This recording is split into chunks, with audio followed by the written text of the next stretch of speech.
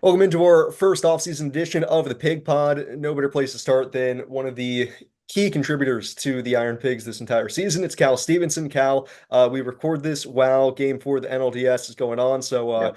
hopefully this. I guess we'll see how this looks a week from now, whenever we release this. But thanks for taking the time right now.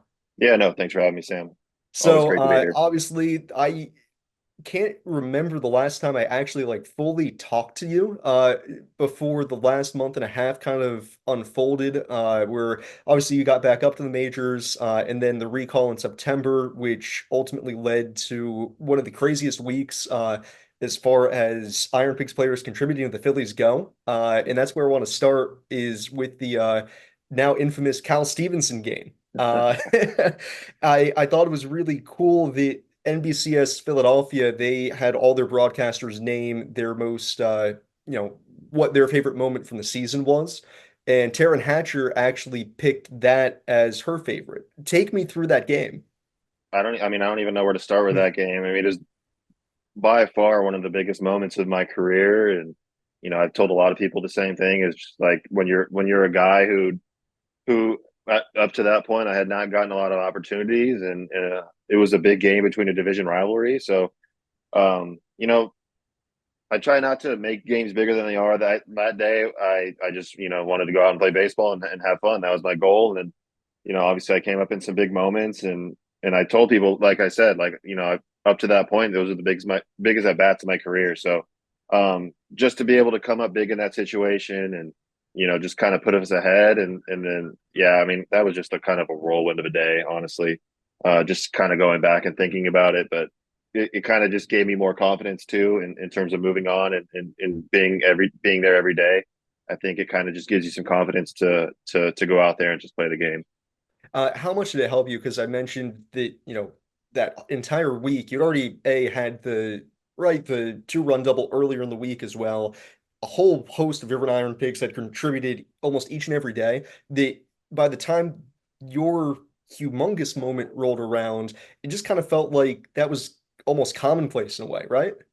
You got guys like Buddy and Clem that had come through the night before my double with against the Rays. So it was almost like it was just a cool moment for all of us because we had grinded together so much during the year. Just being able to celebrate those moments together, I think that was just truly very special to all of us, and I think we all kind of just settled in after that, and we're able to enjoy ourselves a little bit. Speaking of celebrations, you were lucky enough, obviously, to be on the roster essentially throughout the rest of the season, and you got to participate in an NL East celebration, something the Phillies hadn't done in 13 years. Yeah. Was that your first champagne shower? In the big leagues, yes. Yeah. I had not been in that position with the A's or the Giants before my career. That was a fun night. I was able to, enjoy that one, I would love to do that again. When it actually started unfolding, the like, popping the bottles, everybody dousing each other with beer, did you take a moment to like really look around and, I've asked you this before, given where you were a year ago versus now, that's a pretty seminal moment. Absolutely. I think I was in the locker room for a minute and I kind of just like looked around and see who was around me. And I think that's when it kind of hit you. It's like, you got a lot of guys that have established themselves here and have had some time in the big leagues. And to be in that room, a part of that, you see how hard people work to get to that moment and what their goals are. And, it's a very special moment during the year. So it was great to be there. And like I said, I was there with Weston was there and Gilbert, Colby, a lot of guys that I was in AAA with. So, that was so fun to be a part of. Uh, who did anybody really get you hard with champagne or beer? The guys I just named. Yeah. Yeah, I had to take the goggles off because I couldn't see in there. It was so dark through the goggles. So I got a lot of champagne and beer in the eye. It was not fun, but it was worth it. And then, you guys clinch the division, play out the rest of the season. And then the week in between the playoffs and the NLDS, and even now, it moves for you guys into what everybody's kind of just calling stay hot camp. Yep. Walk me through kind of hurricane aside, what you guys have been up to the past week and a half. Buddy's taking ground balls. I'm doing outfield drills in terms of just moving around and keeping our body moving. I think that's kind of what we're doing in trying to keep things as much game like as possible. You know, catchers are here. Marchand and Garcia are throwing the bases. They're doing their catching drills. You know, you got Turnbull. Nelson actually ended up staying home with his family for the hurricane in Florida. Gilbert and Lazar here. They've been throwing live at bat, like so. We've been doing live at bats too. You know, trying to get ready and stay ready if you know we're called upon. How hard is it having to watch from afar, just from the standpoint of, I know how competitive you are, specifically Very, wanting to yeah. win and having to watch and not have any control at the moment and just letting it unfold. It's tough, but at the same time, you know that they're your teammates and you trust them, and you know the work they put in, and you Mhm. know they've done a really good job all year, and this is the time where um, you know it's their time to shine. So it's fun. I'm very supportive of it. I've been watching all the games. You know, being almost like a fan, just cheering Yeah. them on and just trying to you know hope for a win. That was my next question, was whether or not you're somebody who can like actually watch. Because I know some guys either because they might not just like baseball as far as watching, sitting down and watching the whole game, but some just can't take the stress. Yeah, I mean, as a fan, like, so I grew up a lot during those Dodgers runs. I was a Dodger fan growing up, so I would have to turn the TV off when they would go down, and I just like wasn't in it at all. But the way I look at it right here is, I want to be on the field with them. Yeah. You know, they don't want to have to face a loss. I'm like, I would have to face a loss like a man. So yeah, no, I try to grind it out with them. All right, and now the I remember that you're a Dodgers fan, and since you're almost my same age, that means that all the losses that you took for the Dodgers playoffs, those were against the Phillies. In '08, yep. Yep, oh Oh, 09. '09, yep. I don't think they faced them in 11, 10 or 11. Nah, no, they No. didn't. Those were I'm sorry, Cal. Those were the highlights of my childhood. I'm Hey, so sorry. yeah, when Matt Stairs hit the ball almost out of Dodger Stadium, that about crushed me. Uh, so how old were you when that was happening? I was 2008, I was 12. Oh man. Yeah, I was 12. Yeah, I remember Matt Stairs hitting the ball to the moon that day, and they broke my heart. Oh my goodness. I'm trying to think now. I mean, you've only been with the org for one spring training, so I don't know whether or not you've come across any. I know a bunch of the guys from '08 tend to come back as guest instructors every now and again. If Yeah. you've come across any of them and thought in the back of your mind, No, I don't think that at all. If anything, I'm like, dude, these guys were really good because the baseball fan in me comes out. yeah. Like I remember these guys. They had some really good runs, and you know, those are some really good teams, and they were fun to watch. Obviously now for you, no matter what happens here the rest of October and hopefully into November, your off season, I don't know how much it actually changes compared to what you might have been thinking at, say, the beginning of June, getting added to the 40, obviously getting the major league time. Does your off season plans, training, just your mentality change at all? It's just a weird situation right now because like you don't know if you're going to play again this year or not, and you know, usually I go home and I take a couple weeks off just to give my body a break, and then I kind of just jump back into it. So I think that's kind of what I'll do this year. I played a little bit more and was a little more active this year, so I think I'm not old, but I'm getting to 30 soon. So, you know, I want to do my best in terms of, you know, making adjustments to my diet and stuff like that to make sure, you know, I'm ready to go for next year and stay healthy. What's the one cheat thing in your diet that's going to be the hardest to give up? Oh, man. So Thanksgiving and Christmas kill me, man.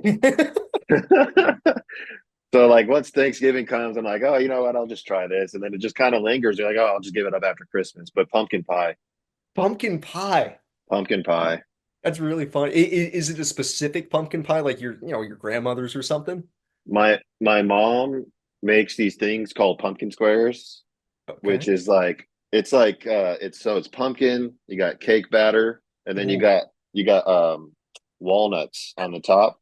Oh man. just house Those them. a little bit of I have to tell her stop making them sometimes. So you've got that lined up for the off season.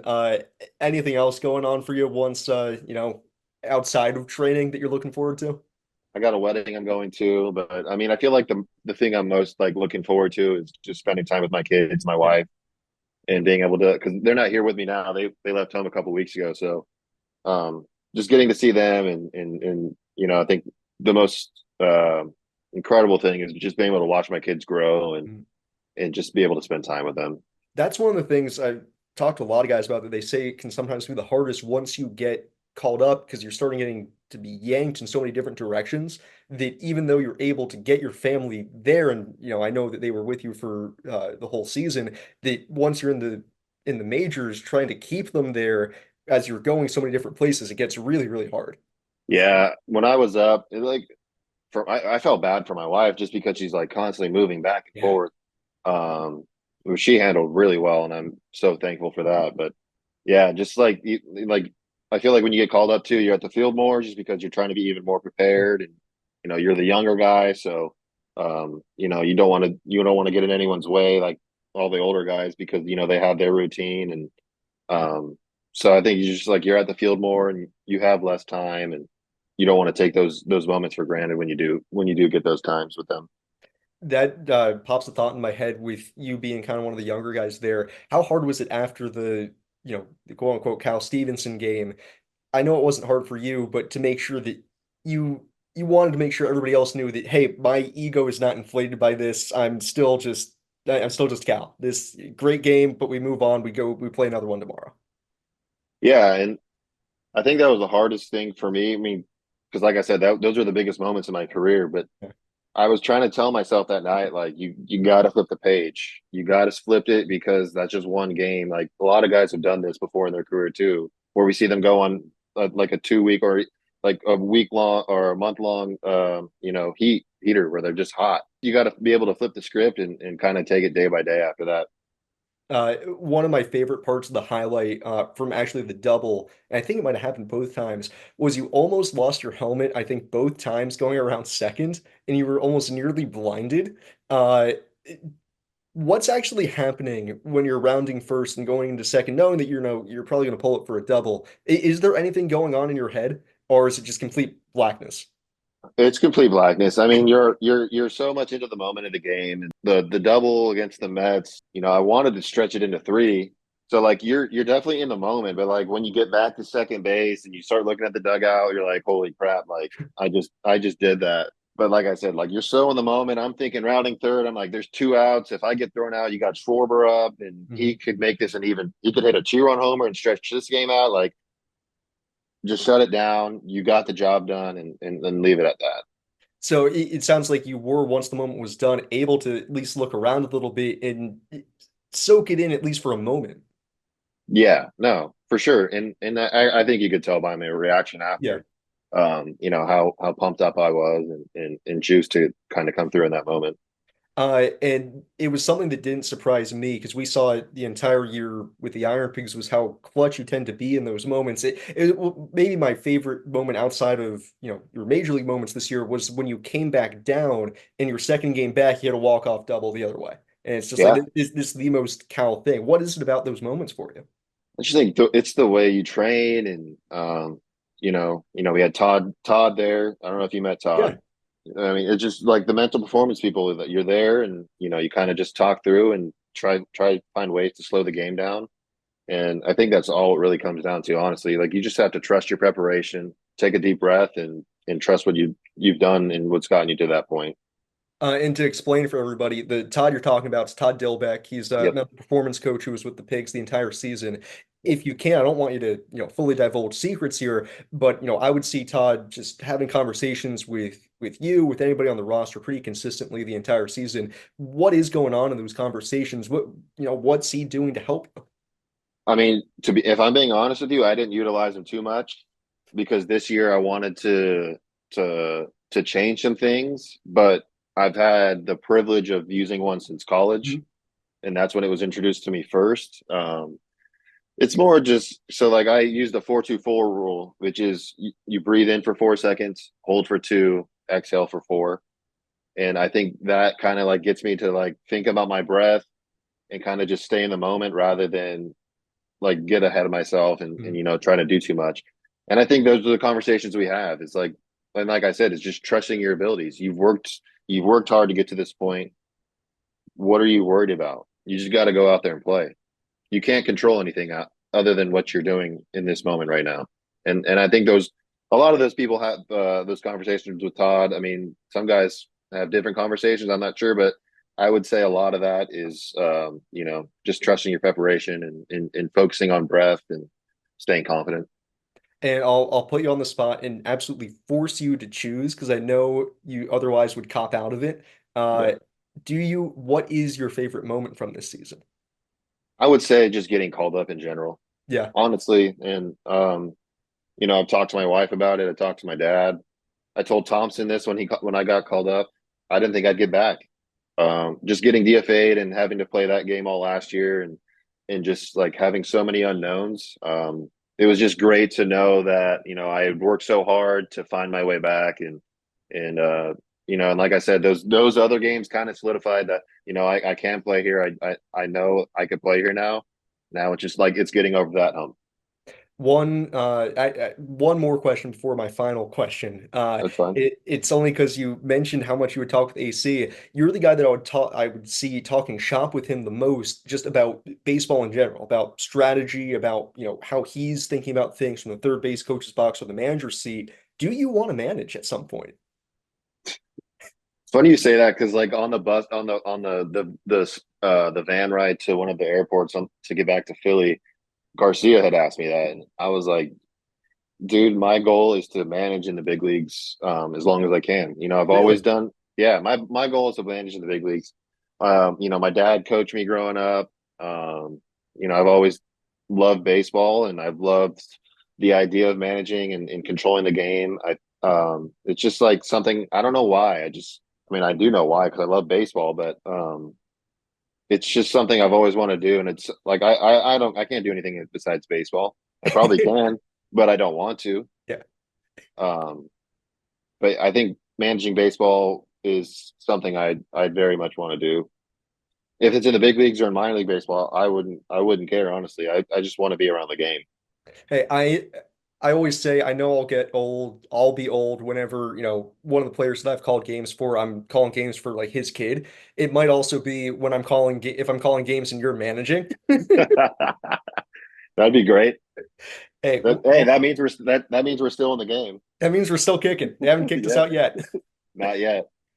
One final question for you, just looking at the off season, and almost the past year in general. When you think about this past year and what you want to take into next year, what goes through your mind in trying to sum up the past 12 months? I want to find ways to get better. I mean, obviously, I'm not saying I'm not a great player, but I want to be great. I want to improve in any areas I can. So, I mean, that's my goal in the off season is just finding areas I could improve at. I'm not, I obviously I've thought about it a little bit too much, but I'm still kind of in season mode, so I don't want to think about it too much, especially when I'm at the field, in terms of making changes. But when that happens or when that time comes, it's a moment I'm looking ready. I'm ready to hammer down on, and excited to take down a challenge. I lied because there's one more question I have to ask that I've asked of everybody else who went up and had their moment. Did you ultimately get recognized on the street? Yeah, I was walking down I was coming out of my hotel, going into my car to go to the field, and someone had recognized me on the street, and that was before the big moments No too. kidding. So that's when I kind of looked at my wife when we got in the car. I'm like, dude, I don't even do anything. Philly's different. Yeah, I was like, this place is different. I'd never felt like that in Oakland or San Francisco at all. So, um, I thought that was kind of funny, but like, I was like, that's when it kind of hit me. Like, this place is really different. Yeah. They love their So, baseball here. They love their yeah, home. no, and I mean, that crowd is. I mean, you saw it. You said you were at game two the other day, but Yeah. it's different. I mean, that it hits way different. It's so loud in there, and it's a fun environment to be in. Well, sir, we all loved seeing you get to experience and have that moment. And I thank you for your time today, Cal, and whatever the offseason holds. We'll see you around either on our tubes or on the field in person next year. Yep, that sounds like a plan.